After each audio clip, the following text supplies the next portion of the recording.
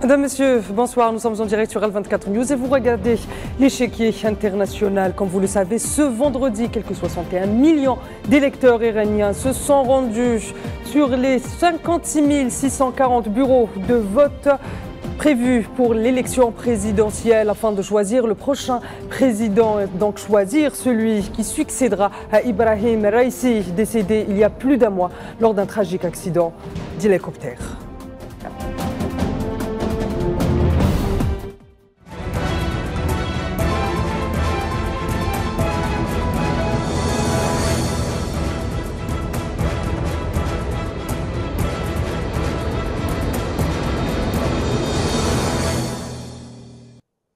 Madame, Monsieur, avant de rentrer dans le vif du sujet avec mes invités que je vous présenterai dans quelques instants, priorité au direct, on va se diriger directement tout de suite vers l'Iran, précisément à Téhéran, où les bureaux, où les électeurs, où les citoyens iraniens continuent à influer vers les bureaux de vote. Et vous le voyez sur les images, sur ces images, et il est 22 h actuellement en Iran. À l'heure actuelle, nous n'avons pas encore de chiffres à communiquer en ce qui concerne le taux de participation intermédiaire.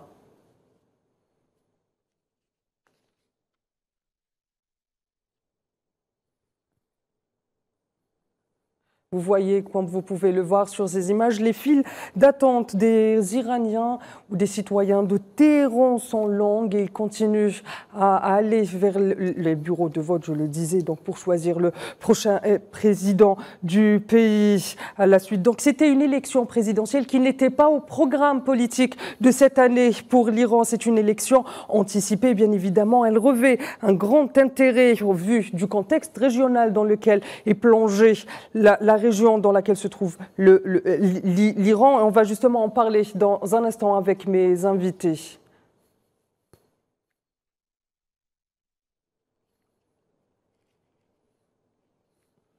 Madame, Monsieur, rebonsoir et bienvenue dans le plateau de l'échiquier international. Je vous le disais à l'instant, une élection anticipée pour les Iraniens qui n'avaient pas prévu cette année d'élire un nouveau président pour leur pays.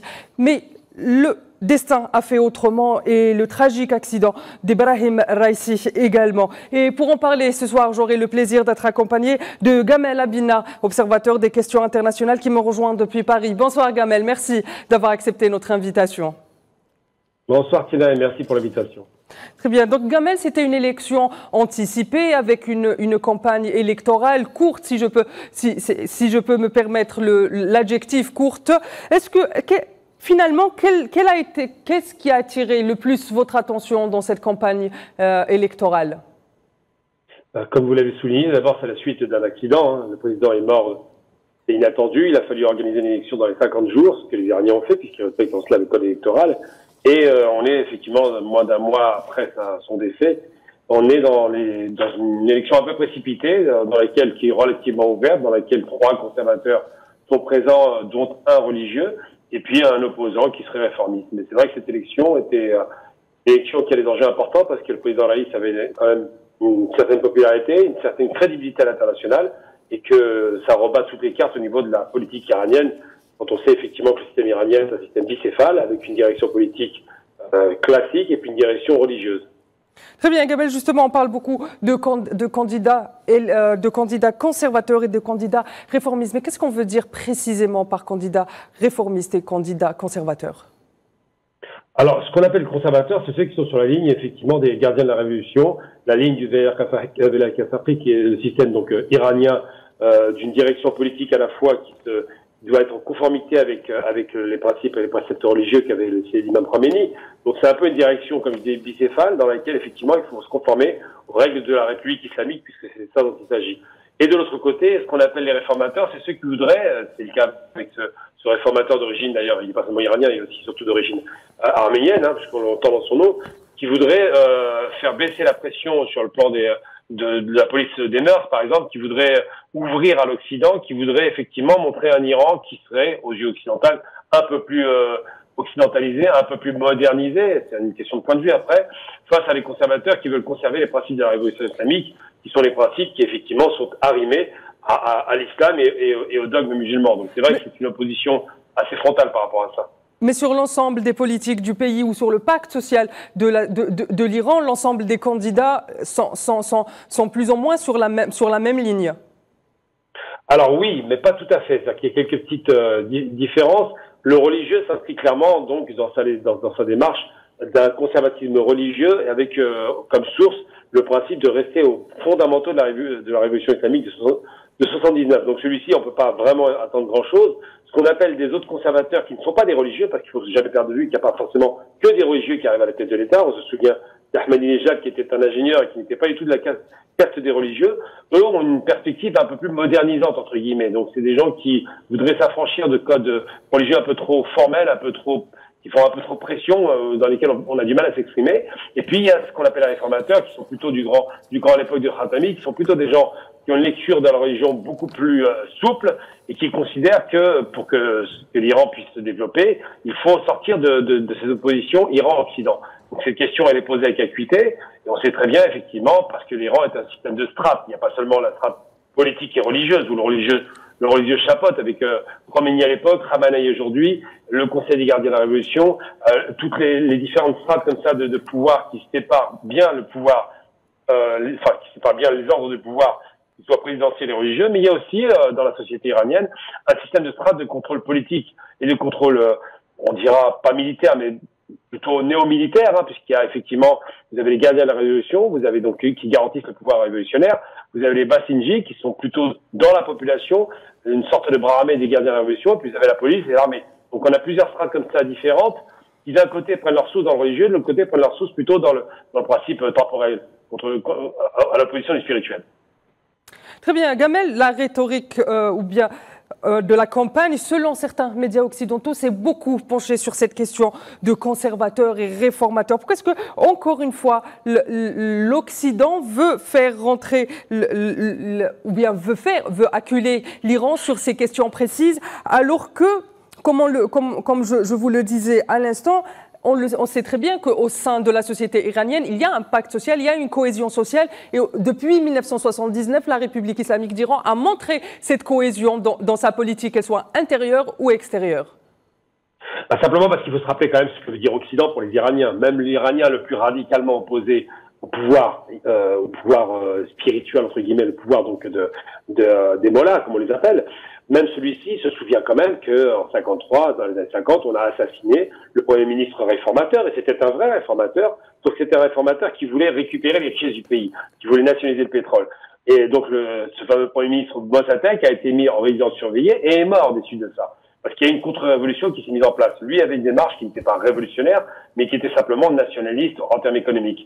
Et donc, tout le monde se souvient de l'intervention des États-Unis, avec la CIA qui a manœuvré, pour remettre en place au centre du pouvoir le Shah d'Iran, qui était déjà très, très peu aimé, et qui a été détesté par la suite, ce fameux Shah d'Iran qui tuait par milliers les révolutionnaires iraniens en 79, on s'en souvient, qui a pris la fuite. Il n'est pas mort en Iran, il est mort à l'étranger parce qu'il a eu un cancer. Il a fui d'abord au Maroc, les États-Unis, puis après il a fini en Égypte. Et ce pouvoir du Shah d'Iran, c'est symptomatique, d'ailleurs j'avais déjà eu l'occasion de vous le dire. Il a dit sur son lit de mort à un autre homme qui était plus ou moins très proche de l'Occident, Sadat, il lui a dit: je ne comprends pas pourquoi est-ce que l'Occident ne m'a pas aidé. L'Occident, c'est les États-Unis, avec Carter à l'époque, alors que je faisais exactement ce qu'on me demandait de faire. Donc c'était vraiment le potentat, enfin la quintessence de la soumission à l'Occident par un homme qui exécutait une tâche, qui était là pour garantir les intérêts de l'Occident. Donc les Iraniens, même les plus réfractaires à la République islamique, ceux qui sont moins intéressés par les questions d'ordre religieux, les questions qui imposent le voile aux femmes, ce qui est à mon sens une erreur. On ne doit pas imposer parce que ça crée des femmes hypocrites à la fin. S'ils ne croient pas en Dieu, c'est inutile de leur imposer les codes vestimentaires. Mais bon, on comprend que l'Iran le fasse pour des raisons qui sont très anciennes. Eh bien, ces réformateurs, comme on les appelle, ne vont jamais se mettre de façon frontale contre la République islamique parce qu'ils ont compris, quand en 79, Khomeini arrive au pouvoir, qu'une guerre l'aurait imposée avec l'Irak, il va attaquer l'Iran, il faut s'en souvenir, que cette guerre durera 8 ans et demi et que finalement, sur un match nul, l'Iran réussit à survivre à cette guerre qui lui est imposée de l'extérieur, et que pendant quasiment 35 ans, on n'a pas arrêté de les pointer du doigt pour les empêcher de se développer, dénoncer leur programme nucléaire civil, car il était civil, et tout faire pour déstabiliser le régime en place avec différentes pseudo-révolutions. Très bien, Gamel. Donc, est-ce qu'on peut dire maintenant que finalement, on essaye de faire payer à l'Iran des positions sur sa politique extérieure part en faisant pression sur les politiques intérieures. Et je rappelle qu'en Occident, par exemple, il y a ce parallèle aussi sur l'habillement des femmes. Aujourd'hui, les femmes en Occident n'ont pas le droit de se voiler. Et le choix, justement, sur lequel on critique l'Iran aujourd'hui est de l'autre côté interdit aux femmes en Occident, alors qu'on encourage de plus en plus les femmes à s'exhiber dans la publicité ou autre, sans prendre en considération le fait que les femmes soient des êtres humains qui ont le droit de choisir leur destinée et leur habillement, finalement. Bon, en sociologie, on appelle ça la réification des femmes ou la chosification des femmes, qui consiste à effectivement faire d'une femme un objet très souvent en Occident malheureusement qui revêt des caractères sexuels.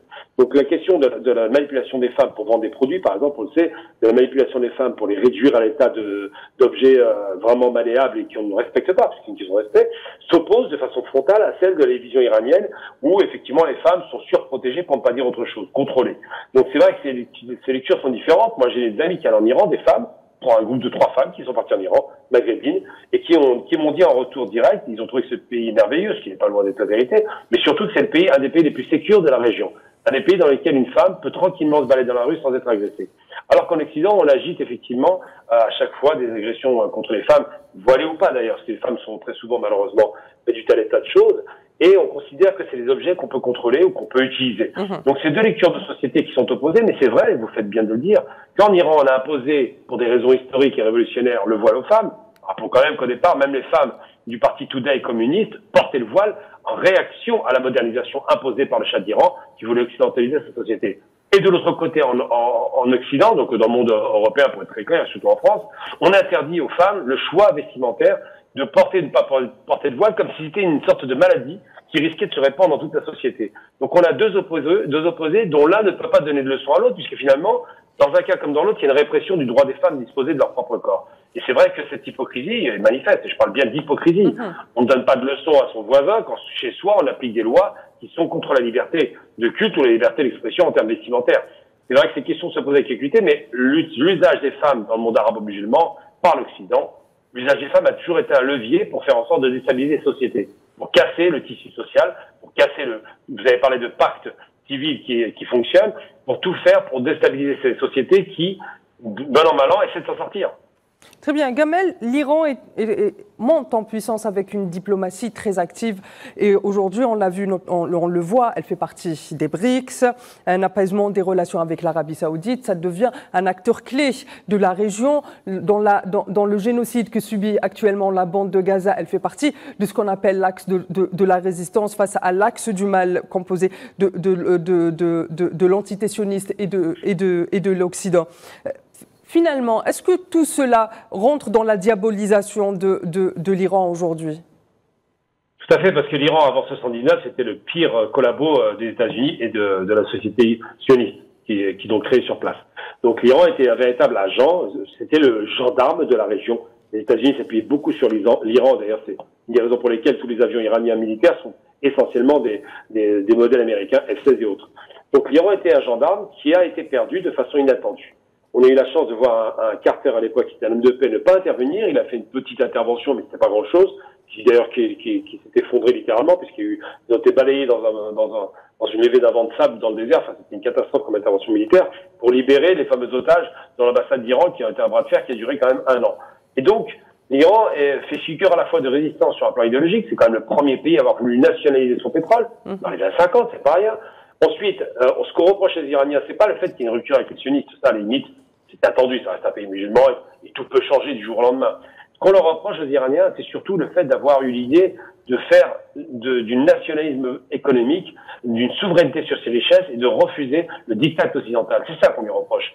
L'Iran, c'était un pays facile à gérer, c'est un pays qui a rapporté, c'est un pays à qui on pouvait vendre n'importe quoi avec, il faut le rappeler quand même, en 79, 50% d'analphabètes. Ça vous donne un peu le type d'occidentalisation.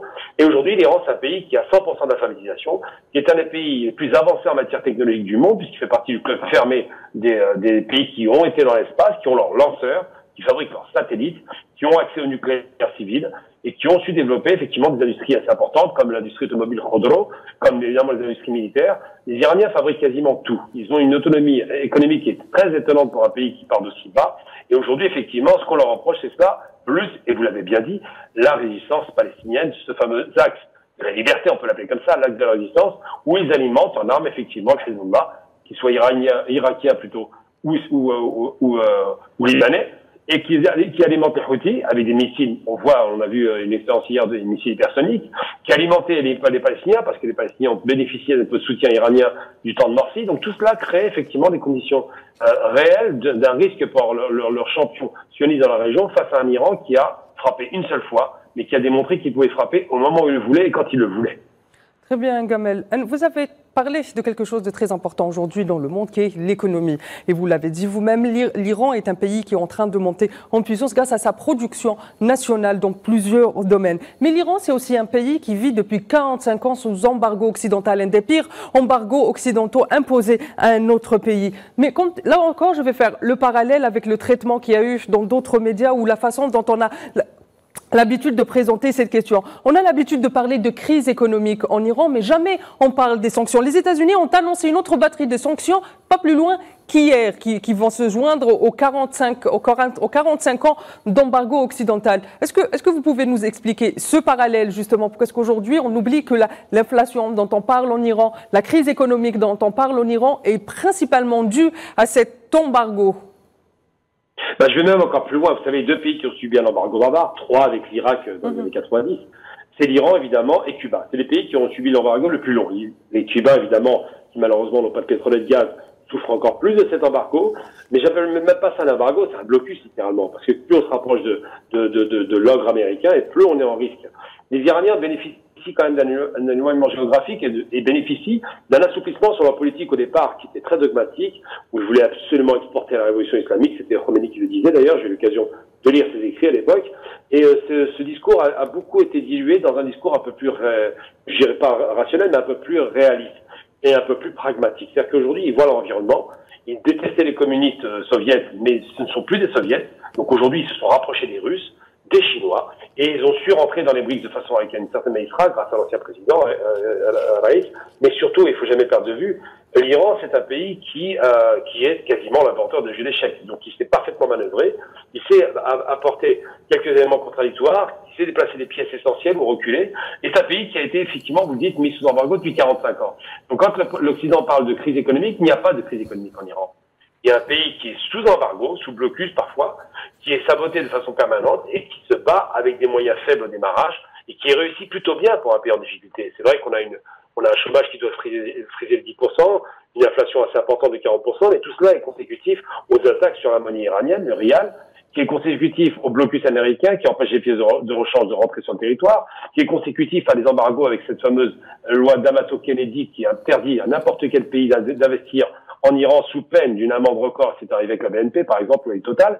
Donc l'Iran, effectivement, est un pays cible des États-Unis parce qu'ils n'ont jamais encaissé l'humiliation, effectivement, de cette prise d'otage, l'humiliation de cette guerre perdue contre l'Irak parce qu'il a mis beaucoup de moyens avec l'Irak, et l'humiliation d'un pays qui s'est structuré en dépit d'un avenir qui n'était pas rose. Tout le monde rêvait de voir la révolution islamique chuter, ça n'est pas arrivé. Donc ces embargos dont on ne parle pas, sont les réelles causes des difficultés iraniennes. Preuve en est. Sous Obama, quand ils ont commencé à réfléchir un peu sur les questions de l'embargo et sur les accords nucléaires qui avaient été tenus et respectés depuis 4 ans, qui n'a pas respecté sa parole, eh bien, l'économie allait beaucoup mieux. Donc, ça prouve que les problématiques ne viennent pas de l'intérieur, mais bien de l'extérieur. Justement, vous avez parlé des États-Unis et du rôle de ces accords qui ont été signés sous Obama et puis rompus sous Trump. Et on sait que Trump pourrait revenir à la Maison-Blanche. Quel serait l'impact de la prochaine élection présidentielle sur l'Iran finalement et sur la région? Alors, ce qui se passe, c'est qu'avec le retour de Trump, parce que je ne crois pas qu'il y a un doute là-dessus, hein, le type qui est en face de lui est complètement néant, donc il est probable que Trump revienne avec un discours à la fois isolationniste américain, considère que l'America First, comme il dit tout le temps, et en même temps, il a une détestation évidente de 2 pays, pas la Russie, il n'a jamais eu de problème avec la Russie, mais l'Iran et la Chine. L'Iran parce qu'il était influencé par son gendre qui le poussait à faire la guerre, il a même fait une frappe une fois, ça n'a pas été une guerre directe, une frappe d'un drone qui a été intercepté. Et puis de l'autre côté, la Chine, parce que la Chine, c'est le grand concurrent économique des États-Unis, qui considère que c'est une guerre économique qui doit être menée de façon frontale. Sauf que, dans son calcul, il y a 4 ans, c'était encore valable, l'Iran a su jouer habilement de sa carte de proximité géographique avec les pays de l'Est, avec les pays d'Asie, c'est de rapprocher de tout un tas de blocs et de dispositifs de défense. Maintenant, il y a des collaborations défensives entre ces différents pays. L'Iran a su jouer la carte des grandes puissances au profit de sa propre puissance hégémonique régionale. Et donc, le risque qui était important à l'époque va forcément baisser. Mais par contre, il faut rappeler une chose. Quand on dit que les Occidentaux n'ont pas de parole et qu'ils ont besoin de papier pour donner une valeur à leur parole, on savait déjà qu'il y avait une certaine fourberie.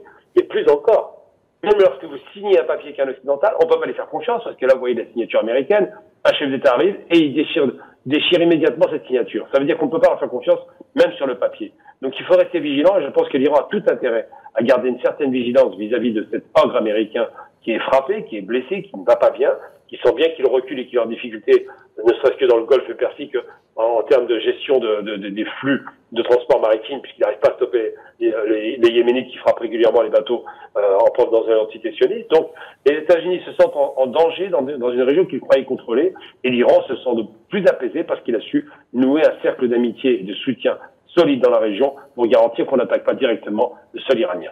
Finalement, Gamel, à la lumière de tout ce qu'on vient de dire tout au long de cette émission, quel est l'enjeu de cette élection? Est-ce qu'il est interne, est-ce qu'il est externe, ou est-ce qu'il répond justement à l'échiquier international et à celui de la région?